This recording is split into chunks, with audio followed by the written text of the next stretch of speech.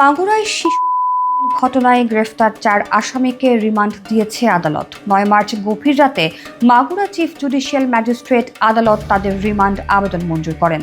এতে শিশুটিকে ধর্ষণের মূল অভিযুক্ত হিটু শেখকে 7 দিন এবং তার 2 ছেলে ও স্ত্রীকে 5 দিন করে রিমান্ড দেন chief judicial magistrate Mohammad Abdul Matin.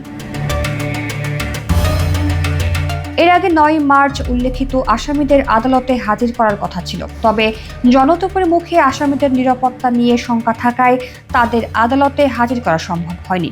পরিস্থিতি বিবেচনায় দিবাগত রাত 12টার পর রিমান্ড শুনানিতে বসেন ম্যাজিস্ট্রেট মোহাম্মদ আব্দুল মতিন।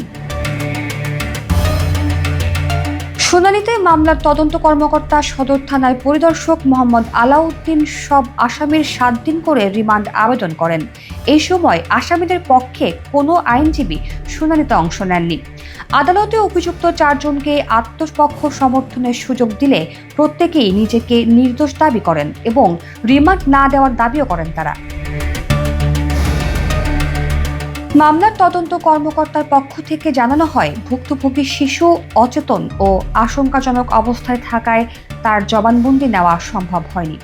উভয় পক্ষের যুক্তিতর্ক শেষে মামলার মূল অভিযুক্তের 7 দিন এবং অন্য 3 আসামির 5 দিন রিমান্ড মঞ্জুর করেন আদালত। শিশুটির মা বাদী হয়ে 8 মার্চ নারী ও শিশু দমন আইনে মামলা করেন। ঘটনা প্রকাশ্যে আসার পরেই আসামিদের হেফাজতে নেয় মাগুরা সদর থানা পুলিশ। পরে ওই মামলায় গ্রেফতার দেখিয়ে তাদের কারাগারে পাঠানো হয়।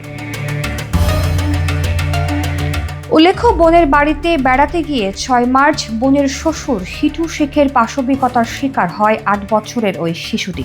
তাকে একা পেয়ে হিটু মিয়া। এতে সহযোগিতা করেন শিশুটির বোনের স্বামী সজীব শেখ ও ভাসুর রাতুল শেখ। ঘটনা সম্পর্কে অবহিত ছিলেন সজীবের মা জাহেদা বেগম।